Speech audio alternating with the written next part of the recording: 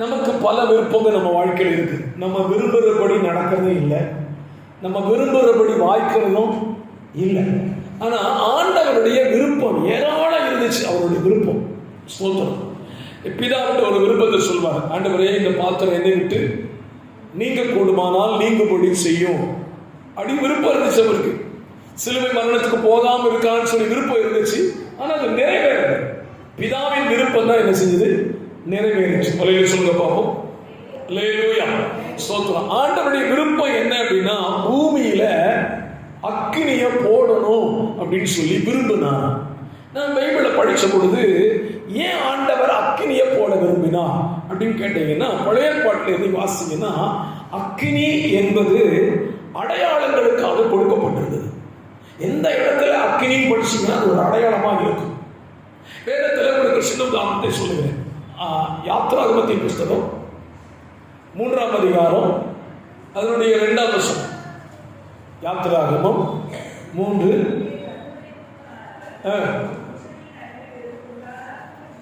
அக்கினி ஜுவாலையிலே, நீங்க அந்த இடத்துல அக்கினி அப்படிங்கிற வார்த்தை இருக்குது. இது ஒரு அடையாளம்.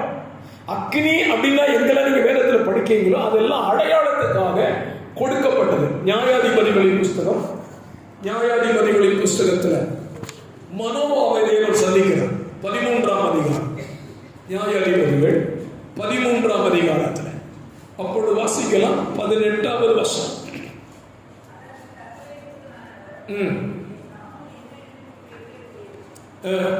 அதிசயம் என்றார்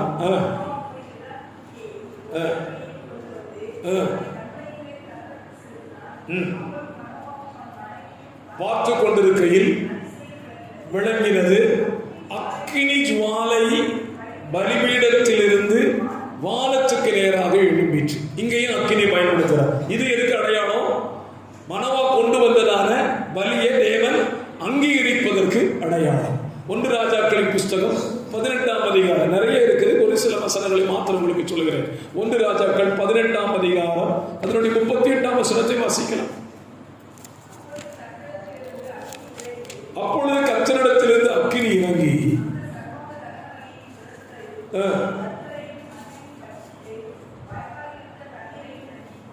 இந்த இடத்துல எலியா சொல்லும்போது சொல்லுவான், வானத்திலிருந்து அக்கினி இறங்கி யார் பலியை பட்சிக்கிறோ அவங்க தான் தெய்வம் சொல்லுவோம். இந்த இடத்துலயும் அக்கினி அடையாளத்துக்காக பயன்படுத்தப்பட்டது. அப்ப அடையாளத்துக்காக பயன்படுத்தப்பட்டதான அக்கினிய இப்ப ஆண்டவர் சொல்றாரு, நான் பூமியில எதை போட வந்தேன்?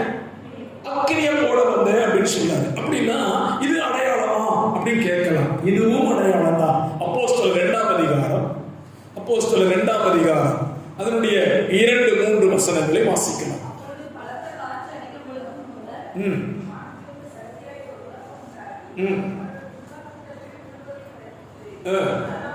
அல்லாமலும் அக்கினிமயமான நாவுகளை உடைய பிரிந்திருக்கு நாம். இங்கேயும் அக்கினி தான் சொல்றாரு, இங்கேயும் அக்கினிமயமான நாவுகள் அப்படின்னு சொல்றாரு. அப்ப அக்கினி அப்படின்னு சொல்லி ஆண்டவர் விரும்பின காரியம் என்னன்னு பாத்தீங்கன்னா, பூமியில என்னுடைய அடையாளமாய் நான் ஒன்றை போட விரும்புகிறேன் அப்படின்னா அவர் போட்டுட்டு போயிட போறாரு.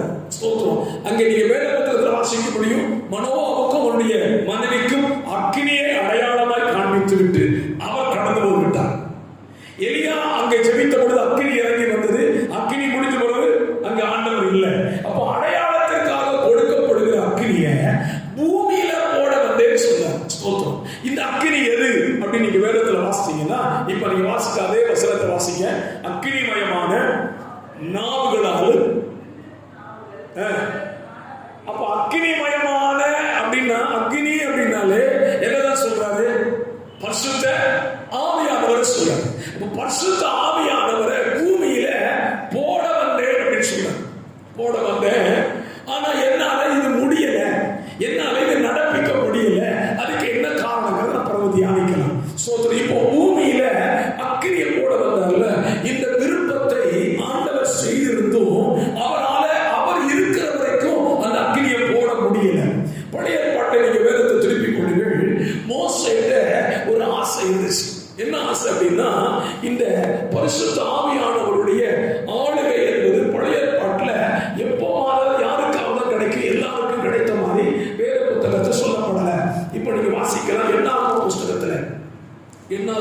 புஸ்தகம் ஸ்தோத்திரம்.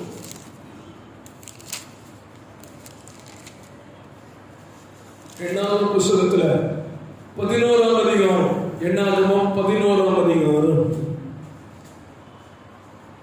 24ஆம் வசனத்தை வாசிக்கலாம். கர்த்தருடைய வார்த்தைகளை ஜனங்களுக்கு சொல்லி ஜனங்களில் மூப்பரில் 70 பேரை கூடாரத்தை சுற்றி அவர்களை நிறுத்தினான். ஆண்டவர் என்ன சொன்னார் மோசேட்ட? மோசே சொன்னா, ஆண்டவரே, நான் ஒருவனாய் இருந்த பாரத்தை என்னால் செய்ய முடியாது, தாங்க முடியாது. அப்ப ஆண்டவர் சொன்னார், ஓடிக்கொள், உன்னால முடியாது, உன்னை போல ஒரு 70 பேரை தேர்ந்தெடுத்துக்கோ, உன் மேல இருக்கிற ஆவியை நான் அவர்கள் மேல என்ன செய்கிறேன், அமர பண்ண போகிறேன் அப்படின்னு சொன்னார். மோசேக்கு ரொம்ப சந்தோஷம்.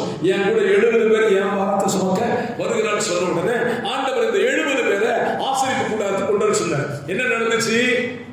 68 பேர் வந்தான். 2 பேர் என்ன செய்யல, வரல. அவன் வராதவன் பேர் எழுதிட்டு பாருங்க. 26ஆம் வசனத்துல 2 பேர் பாளையத்தில் இருந்து விட்டார்கள்.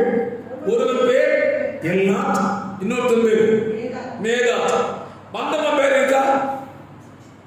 68 பேர் வந்தாங்க. அவன் பேர் எழுதுனாரா? எழுதுற. நல்லா புரிஞ்சுக்கோங்க. வர்றவன் பேர் எழுதாம வராதவன் பேர் தான் ஏசாது எழுதுற. பக்கத்துக்கு பார்த்து சொல்லுங்களேன். வந்தவங்க பேர் எங்க எழுதக்கூடாது? சோத்திரம். வந்தவங்க பேர் கண்டுக்கப்படாது, வராதவங்க பேர் தான் எழுதுனாங்க. எங்களுடைய ஊழியர் கூடுகையில நாங்கள் ஊழியர் கூட்டத்துக்கு போவோம். சோத்திரம். அந்த ஊழியர் கூடையில யார் வரவில்லை என்று எழுதுவார்கள். எழுதப்பட்டு எங்க போயிடும்? நேர சென்னை ஆபீஸுக்கு போயிடும். இந்த மாதம் நடைபெற்ற ஊழியர் கூட்டத்தில் இவர்கள் எல்லாரும் கலந்து கொள்ளவில்லை. பைபிள்ல 2 பேர் கலந்து கொள்ள. ஆனா ஆண்டவர் என்ன சொன்னார்? 70 பேர் மேல என்ன செய்வேன், என் ஆவியை ஊற்றுவேன்னு சொன்னார்ல. இப்போ அவர் சொன்னபடியே 70 பேர் மேல ஆவியை ஊற்றினார். 70 பேர் மேலையும் ஆவியை ஊற்றினார். வாசிக்கலாமா? அந்த இப்போதைக்கு திரும்பி வாங்குவோம். ஸ்தோத்திரம். 27 ஓடி வந்து எல்தாதும் நேதாதும் பாளையத்தில் தீர்க்க தரிசனம் சொல்லிக் கொண்டிருக்கிறார்கள் என்று மோசேக்கு அறிவித்தார். கவனிங்க, எங்க வந்தாதான் அபிஷேகம் கிடைக்கும்? ஆலயத்துக்கு வந்தாதான் அபிஷேகம் கிடைக்கும். ஆண்டவர் சொன்னார் 70 பேர் மேல. ஆனா இவன் ஆலயத்துக்கே வரல. எங்க இருக்கிறான்? அவன் வீட்டிலே இருக்கிறான். ஆனா தேவன் சொன்னது எது? 70 பேர் மேல என் ஆவியை நான் என்ன செய்வேன், ஊற்றுவேன் சொன்னது. அவர் சொன்னார்னா கண்டிப்பா செய்வான். சொல்லுங்க பாப்போம். நீ சர்ச்சில் வந்தாலும் சரி, நீ வீட்டில் இருந்தாலும் சரி, ஊற்றுவேன் சொல்லி உன்னை பேர் வச்சுட்டான்னா உன் மேல ஆவியை ஊற்றித்தான் ஆவார். அல்லேலூயா. அப்போ பாஸ்டர், நான் அடுத்த வாரத்தில் சர்ச்சுக்கு வராம இருக்கட்டா, என் மேல ஆவியை ஊற்றிட்டு வரல. நான் சொல்றேன், ஓகே, நீங்க வராம இருங்க, உங்க மேல ஊற்றணும்னு பேர் குறிச்சு தான் ஊற்றுவேன். ஆமென். அப்ப நம்ம பேர் குறிக்கப்படணும். பைபிள்ல பேர் குறிக்கப்பட்டவர்கள் முக்கியமானவர்கள். பைபிள்ல ஏசப்பாட்ட நிறைய புஸ்தகம் இருக்குது, புரியுங்களா? அதுல ஒரு புஸ்தகத்தை வாசிக்கலாமா? நம்மகிட்ட இருக்கிற புஸ்தகம் பூமியிலிருந்து போயிடும், சரிங்களா? நம்ம வச்சிருக்கிற பைபிள், வச்சிருக்கிற விலை உயர்ந்த பைபிள் வச்சிருக்க பாஸ்டர், வெரி குட். நீங்க பரவாயில்ல போகும்போது சொல்லுங்க, இந்த பைபிள் என்ன செய்யாது, கூட வராது. ஆனா நம்ம கூட ஒரு புஸ்தகம் வரும் பாருங்க. என்ன புஸ்தகம் வாசிக்கலாம்? வெளிப்படுத்துகிற புஸ்தகம் 20ஆம் அதிகாரம் 15ஆம் வசனம். வெளிப்படுத்தல் 20:15. ஜீவ புஸ்தகத்திலே எழுதப்பட்டவனாக காணப்படாதவன் எவனும் அவன் அக்கினி கடலில் தள்ளப்பட்டான் அப்படின்னு சொல்லப்படுது. அப்போ என் பேரை ஏசப்பா எழுதி இருந்தா, நான் ஆலயத்துக்கே வராம இருந்தாலும் என் மேல ஆவி ஊற்றப்படும். இன்னொரு இதுலயே சின்ன ஒரு சொல்லிட்டேன், என் பேரை எழுதி இருக்கா இல்லையா எப்படி தெரியும் அப்படின்னு கேட்டீங்கன்னா, நான் சொல்லுவேன், நம்ம பேரை எழுதுற நாளே எந்த நாள் தான் சொல்லுங்க? முழுக்கு ஞானசானம் எடுக்கிற நாள் தான் நம்ம பேரு பரலோகத்தில் எழுதப்படும் அப்படி பரிசுத்தவான்கள் சொல்லுகிறாங்க.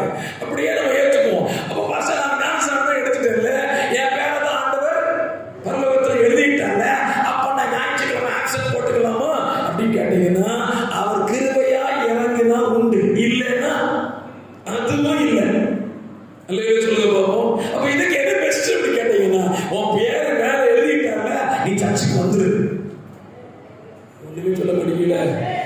சர்ச்சுக்கு வர்றது எதுக்குன்னா, அவர் சொன்ன அபிஷேகத்தை என் மேல ஊற்ற விரும்புகிறார். இந்த அபிஷேகம் எப்படிப்பட்ட அபிஷேகம்?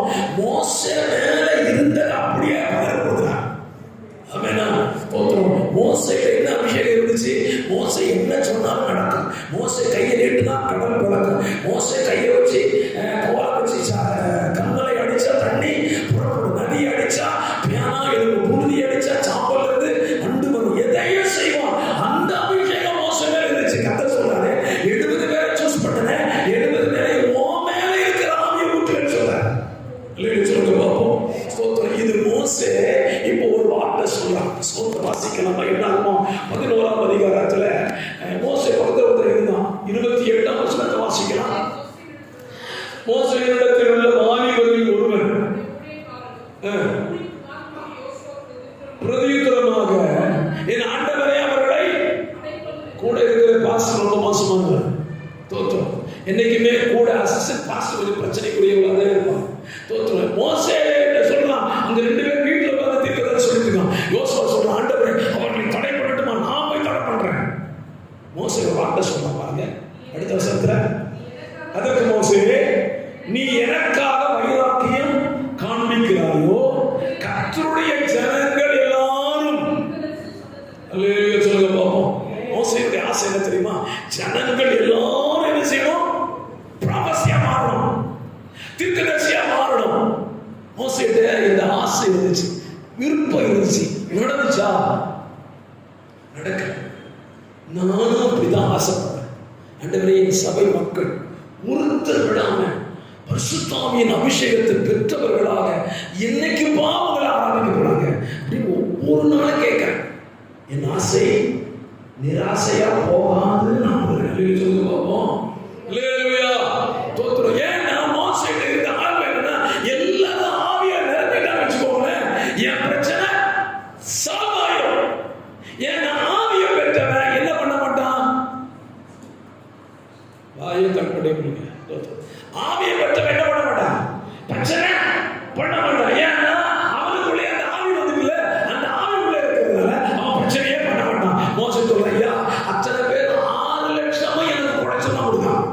1 2 கிடையாது, 6 லட்சம் எனக்கு குறைச்சா கொடுத்துருக்கான். அதனால சொல்றப்பா, 6 லட்சம் பேர் மேலே எதை ஊத்தி இருக்க? தீர்க்கதரிசன ஆவியை ஊத்தி இருக்க. அப்படி ஊத்திட்டீங்கன்னா நான் சொல்லமா தப்பிச்சுவேன். பக்கத்துல பார்த்து சொல்லுங்க, தேவ ஆவி உள்ள வந்துட்டா உங்க வீட்டுல பிரச்சனையே வராதுங்க. ஆமேனா? ஆமேனா இல்லையா? தோத்திரம். ஏன் பிரச்சனை வருது? ஆவி வரலங்க. பரிசுத்த ஆவியானவரை உள்ள வந்துட்டீங்கன்னா நீங்க பிரச்சனைக்காக வாயை திறக்கும் போதே என்ன செஞ்சாரு? டபக்கடை பேஸ்ட் போட்டு ஒட்டி விட்டுருவாரு. மூடு வாங்க. நீங்க என்ன ஆவி பெற்றிருக்க? ஏன் ஆவியை பெற்றிருக்க? ஏன் ஆவியை பெற்றுட்டு நீ இதை பேச முடியுமா? சண்டை போட முடியுமா? மூடு. டப்பு முடிவு.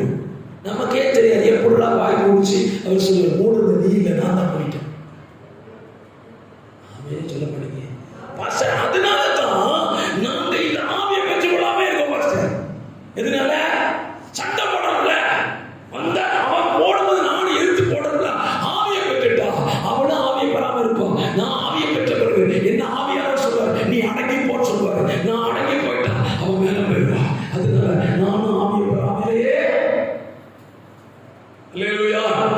தோத்திரம். கதவு ஏற்று சொல்லுங்க பார்ப்போம். என் சத்தத்துல நீங்க இன்னும் விழிப்பா இல்லாம இருக்கிறது எனக்கு ஆச்சரியமாவே சொல்லுங்க பார்ப்போம். அல்லேலூயா. தோத்திரம். ஆவியை பெறது எதுக்காக? மோசே சொல்றான், ஐயா என் ஜனத்துக்கு எல்லாருமே ஆவி ஊத்தி இருக்கப்பா, நான் கொஞ்சம் கால பிரச்சனை இல்லாம காரணத்துக்கு போயிருவேன். ஆமென். தோத்திரம். இப்போ நம்ம ஏசப்பாவுக்கு இந்த ஆசை இருந்துச்சு. என்ன ஆசை? யோவேல் 2ஆம் அதிகாரம், யோவேல் புஸ்தகம் 2ஆம் அதிகாரம் 28ஆம் வசனத்தை வாசிங்க. இங்க முன்னால இருக்கிறத பைபிள் எடுத்து வாசிங்க. மாம்சமான யாவர் மேலும், இது யார் ஆசை? ஆண்டவருடைய ஆசை. மாம்சமான யாவர் மேலும் என் ஆவியை ஊற்றுவேன் சொல்லிட்டாரா? இந்த ஆசை நிறைவேறிச்சா? நிறைவேறிச்சா இல்லையா? அப்போஸ்தலர் 2ஆம் அதிகாரம் 17ஆம் வசனத்துக்கு வாங்க. அப்போஸ்தலர் 2:17 நிறைவேறலன்னா இப்ப கண்டுபிடிக்க போறோம். கடைசி நாட்களில் மாம்சமான யாவர் மேலும் என் ஆவியை ஊற்றுவேன் போதும். ஆண்டவர் இப்பவும் சொல்றாரு,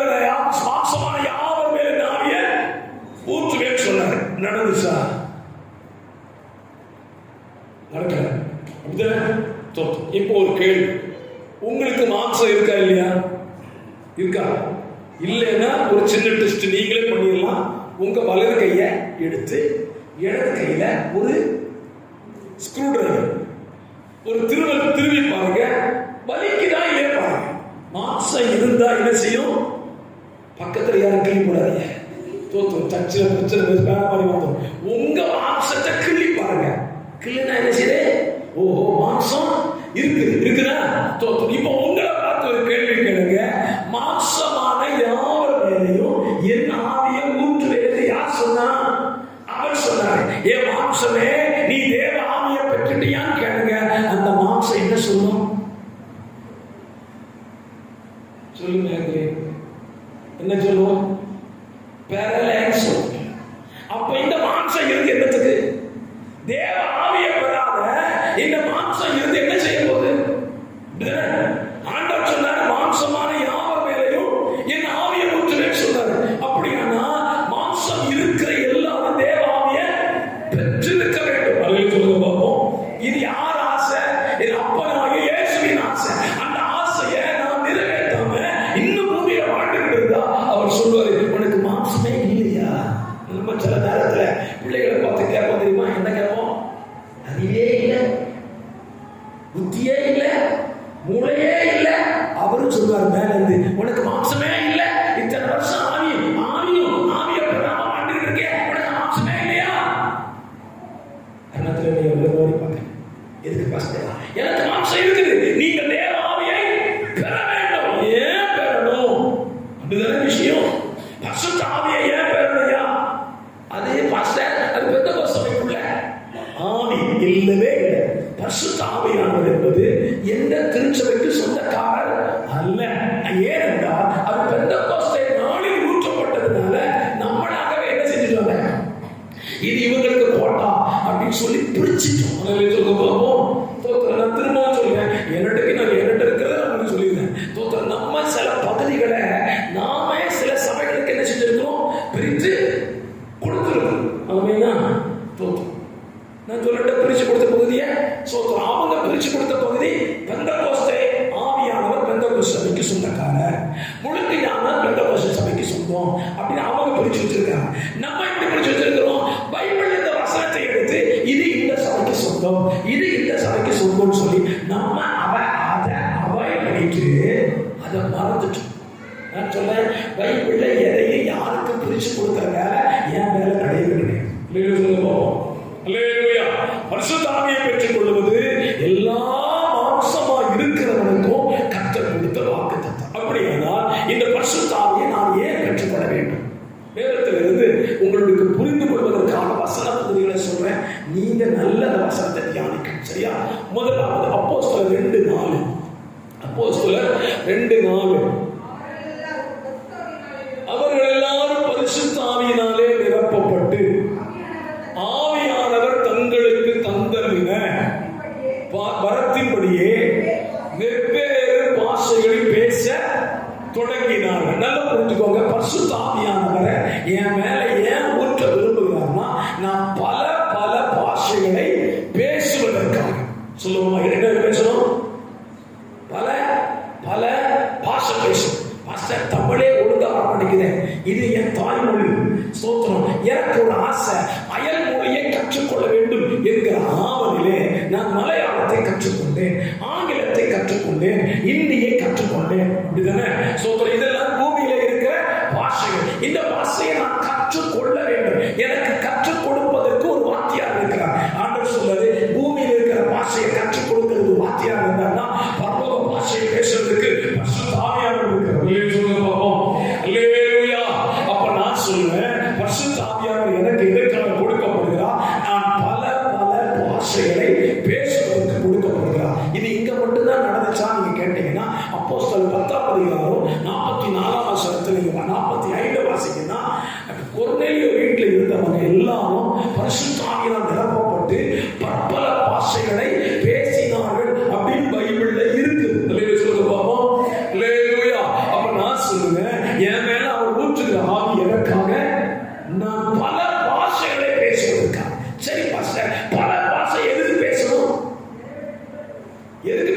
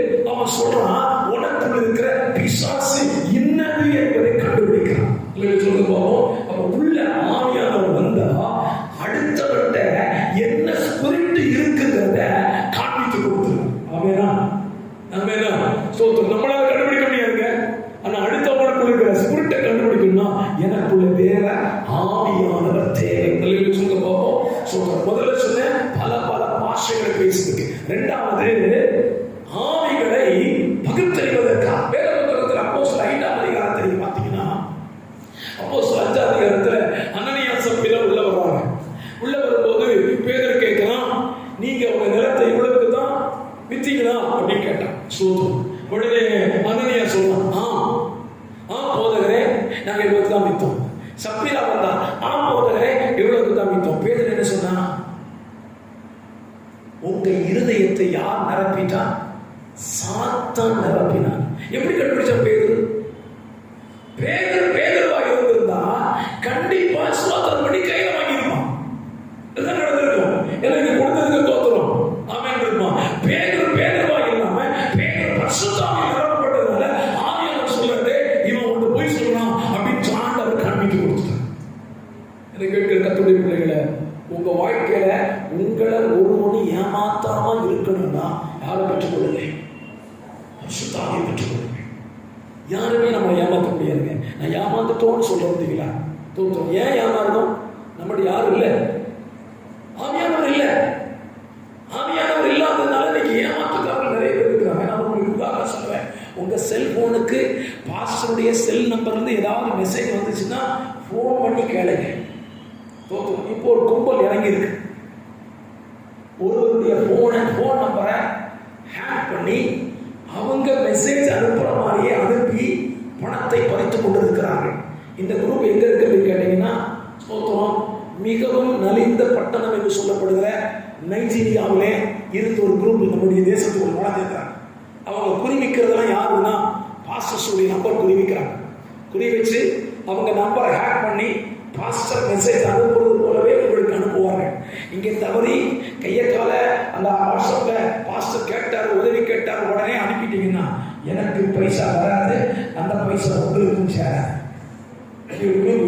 வேகமா இருக்குது. கடந்த நாட்களிலே இப்படி ஒரு மனிதர் கோவில்பட்டி பட்டணத்துல ஏமாந்து 65,000 ரூபாய் ஒரு இந்து மனுஷன் இழந்து போனான். ஏதாவது பிரச்சனை இருக்கு. நான் சொல்லுவேன், எனக்குள்ள ஆவியானவர் வந்துட்டாங்கன்னா அழகா சொல்லி கொடுத்தாரு, இது யாருக்கால தவறா உண்ட வருது, நீ கவனமாக சொல்லி. கடந்த நாட்கள் எனக்கோட போன் வந்துச்சு. அது எங்க நைஜீரியால இருந்து போன் வந்தது. தமிழ்நாட்டில் திருநெல்வேலியில ஒரு போன் வர மாட்டேங்குது. நான் வேஸ்டா ரீசார்ஜ் பண்ணிக்கிட்டே இருக்கேன். என் விசுவாசிகளாக எனக்கு அது போன் போடாம பார்த்தா முதல் போடாம நானா போன் போட்டு நல்லா கேளா அப்படின்னு கேட்க வேண்டியது. ஒருத்தர் கூட போடாம நைஜீரியா தான் தோத்தம். கொஞ்ச நேரம் கழிச்சு மகாராஷ்டிராவில் போடுவது, அடுத்த கொஞ்ச நேரம் கழிச்சு ஆந்திராவில் போடுவது. பரவாயில்ல, என் நம்பர் அவ்வளவு தூரம் போனதுக்கா கத்துக்கு சோத்திரம் பார்ப்போம். சீக்கிரமாக நைஜீரியாவில் கத்தர் கூலி செய்ய வாசலை திறப்பாரா? கத்த நல்லவர். அப்ப நான் சொல்லித்தரேன், பரிசுத்த ஆவியானவரை நீங்க பெற்றுக் கொண்டுட்டீங்கன்னா உங்ககிட்ட வர்ற நபர் யாருன்றத காண்பித்து கொடுத்துருவாங்க. சொல்லுங்க போவோம். மூன்றாவது வாசிக்கலாமா? அப்போஸ்தலர் 4:13. 4:13 தோற்றம்.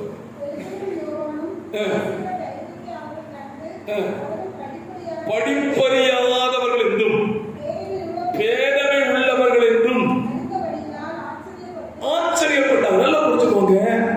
பேதுருவும் அப்போஸ்தலரும் என்னங்க, 3ஆம் கிளாஸ் பாஸ் ஆகாத கேஸ். அவங்களாம் கூட தான் படிச்சுட்டாங்க. நான் சும்மா உதாரணம் சொல்றேன். படிக்காதவங்க, பேதமையானவங்க, ஆனா பேசுறத பார்த்தா படிச்சவனாலேயே பேசலாம். எப்படி ஆகுச்சு? அவனுக்கு கேட்ட சொல்லுவேன், இது எங்களால் வரல, ஆவியானவரால் வந்துச்சு. அல்லேலூயா சொல்லு பாப்போம்.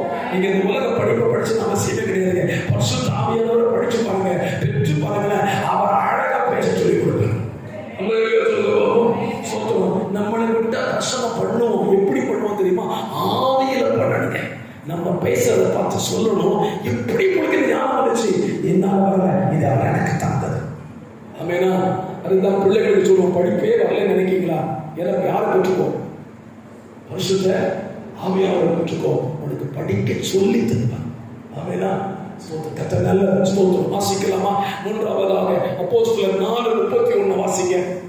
சீக்கிரமா வாசிங்க. அப்போஸ்தலர் 4:31. அசைந்தது பரிசுத்த ஆவியினால் நிரப்பப்பட்டு தேவ வசனத்தை தைரியமாய் சொன்னார். சுவிசேஷம் சொல்றதுக்கு யார் தேவை? ஆவியானவர் வேணும். வசனத்தை சொல்லணும்னா ஆவியானவர் இல்லாம வசனம் சொல்ல முடியாது. ஏன்னா ஆவியானவர் சொல்லி தருகிற தேவன். ஆவியானவர் உள்ள வந்துட்டா அந்த தைரியமே அசாத்திய தைரியமா இருக்கும். அதுக்கு முன்னால பாத்தீங்கன்னா, அதுக்கு ஒரு சின்ன உதாரணம் சொல்லுவேன். 6 நீங்க படிக்கும் போது நியாயாதிபதிகளின் புஸ்தகம் 15ஆம் அதிகாரத்துல ஒரு கழுதையின் தாடைகளை எடுத்து 1000 பேரை கொன்னிருப்பான். கொன்னிட்டு சொல்றான், ஆண்டவரை தாகத்தினால் செத்து பெலிஸ்தர் கையில்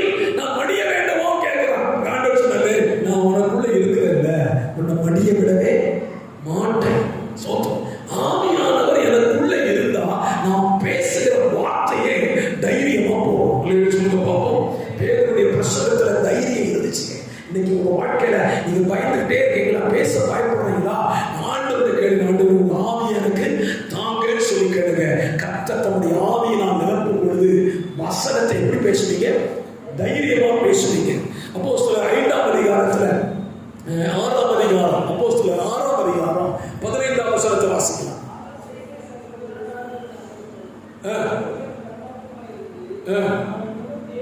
அவருடைய முகம் தேவதூதனுடைய முகம் போல் இருக்க கண்டார்கள். பரிசுத்த ஆவியானவர் உள்ள வந்துட்டா முகம் அழகே மாறிடுங்க. நம்ம முகத்துக்கு என்ன போட வேண்டாம்? 2 மணி நேரம் டைம் எடுத்து இருக்கிற அத்தனை கிருமியை அடிச்சு அது மாதிரி தப்பு தப்பா போடு, மறுபடியும் அழிச்சு மறுபடியும் போட்டு எப்படி ஆராதனைக்கு 1/2 மணி நேரத்துக்கு முன்னையா நம்ம சேர்ந்து பார்த்தீங்களா? இப்படிலாம் போட வேண்டாம். ஆவியானவரை பெற்றுட்டீங்கன்னா உங்க முகத்துக்கு அழகு தெரியாது. ஆமென் சொல்லவே பண்ணிருக்கீங்க.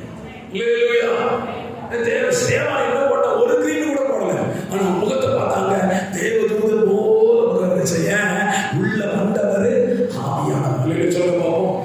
கர்த்தர் நல்லவர். கடைசியாக ஒரு வசனத்தை வாசிக்கலாமா? அப்போஸ்தலர் 13ஆம் அதிகாரம், அப்போஸ்தலர் 13ஆம் அதிகாரம் அதனுடைய 2-3 வசனங்களை வாசிக்கலாம்.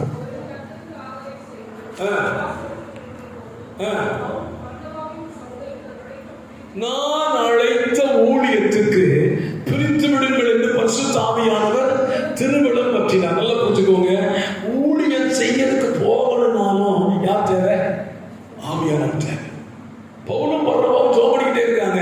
ஆவியானவர் சொல்ல 2 பேரும் பிடிச்சி ஊழியத்துக்கு போட்டாங்க. அவன் இந்த கூட்டத்துக்குள்ள இருக்கக்கூடாது, அவன் வெளியே அனுப்புன்னு சொன்னான். நான் சொல்ல ஆவியானவர் உள்ள வந்துட்டான்னா என்ன ஊழியம் செய்வதற்கு அனுப்புகிற வேலையை அவர் செய்வார்.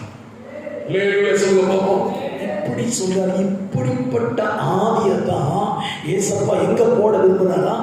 பூமியின் மேல் போட விரும்பினார். அது ஏன் அவரால் செய்ய முடியாம போயிட்டு அப்படின்னு கேட்டீங்கன்னா அதுக்கு அடுத்த வசனத்தை வாசிக்கலாம். லூக்கா 12:50. ஆகிலும் நான் மூழ்க வேண்டிய ஒரு ஸ்நானம் உண்டு, அது முடியும் அளவும் எவ்வளவோ நெருக்கப்படுகிறேன். ஸ்தோத்திரம். அவர் மூழ்கக்கூடிய ஞானஸ்நானம் ஏற்கனவே ஞானஸ்நானம் எடுத்துட்டாரு, பரிசுத்த ஆவியை பெற்றுட்டாரு. ஆனா இப்ப சொல்றாரு நான் இன்னும் ஒரு ஞானஸ்நானம் எடுக்கணும். அது என்ன சொல்றாரு? நான் கடந்து போகக்கூடிய உபத்திரவங்கள், பாடுகள், இதன் வழியாக நான் போகலைன்னா இந்த அக்கினியை போடவே முடியாதுன்னு சொன்னாரு. இயேசு கிறிஸ்து சிலுவை மரணத்துக்குள்ள போனாரு, சிலுவையில ஜெயமெடுத்தாரு, பிதாவிட்ட போனாரு, அக்கினியை பூமியில போட்டு தன்னுடைய விருப்பத்தை நிறைவேற்றி விட்டார். ஆனா இன்னைக்கு சொல்லுவேன், அவர் விரும்பின அக்கினியை பூமியில அவர் போட்டுட்டார். இப்போ நான் சொல்லுவேன், உங்க மேல இந்த அக்கினியை அவர் போட விரும்பினார்னா நீங்களும் சில பாடுகளின் வழியே, உபத்திரவங்களின் வழியே கடந்து போகும் பொழுது தேவ ஆவி உங்க மேல ஊற்றப்படும். இந்த பாடுகளும் உபத்திரவங்களும் உங்களை அழிவுக்கல்ல ஜெயத்துக்கு கொண்டு போகும். முழங்கால் போடுவோமா? முழங்கால் போடுவோமா? இயேசு கிறிஸ்து விரும்பின அக்கினியை பூமியில போடுறதுக்கு அவர் கடந்து போக வேண்டிய ஒரு பாதை இருந்துச்சுங்க. அந்த பாதை மிகவும் நெருக்கமானதுதான், கடினமானதுதான், உபத்திரவம் தான், பாடுதான், சிலுவை மரணம் தான். ஆனா இயேசு சொல்வார், நான் இந்த பாதை வழியா போயிட்டேன்னா நான் போட விரும்பின அக்கினியை பூமியில போட்டுவேன் சொன்னார். ஆமென். அதை அப்படியே போட்டுட்டாங்க.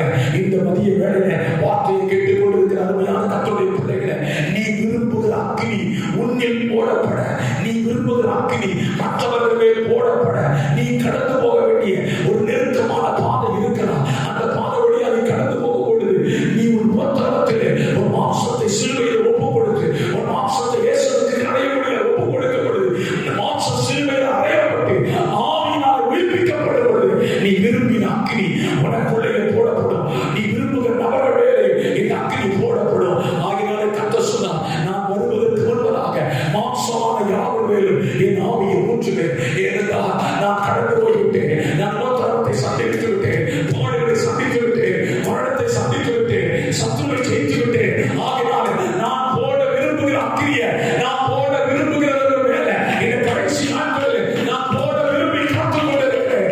பெயர் குறிப்பிக்கப்பட்ட, பெயர் குறிக்கப்பட்ட ஓ மேல என்னுடைய ஆவியை நான் அமரப்பட்டிருக்கிறேன். இந்த மதிய வேளையிலே வார்த்தையை கேட்டுக் கொண்டிருக்கிற பிள்ளைகளே, என் பரிசுத்த ஆவியை நீங்கள் பெறாமல் இருந்தால் ஆண்டவர் சொல்றார், உன் பேரை நான் குறித்து வச்சிருக்கிறேன். உன் மேல என் ஆவியை நான் போடத்தான் செய்ய போகிறேன். என் ஆவி உன் மேல போடப்படுகிறது. எனக்காக நீ அக்கினி பிளப்பாக, அக்கினி ஜுவாலையாக நீ மாற ஆரம்பிப்பாய்.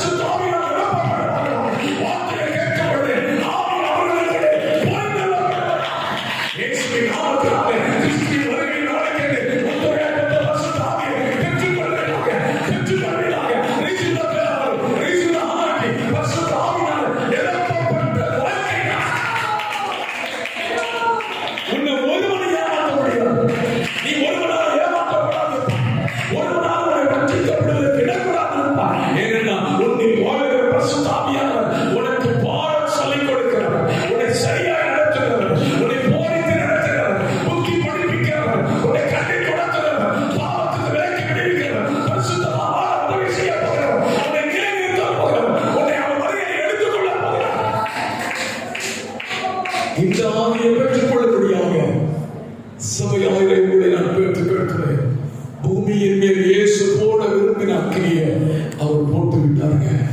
அவர் போட்டு விட்டார். அவர் பூமியில் இருக்கும்போது அவரால் போட முடியல.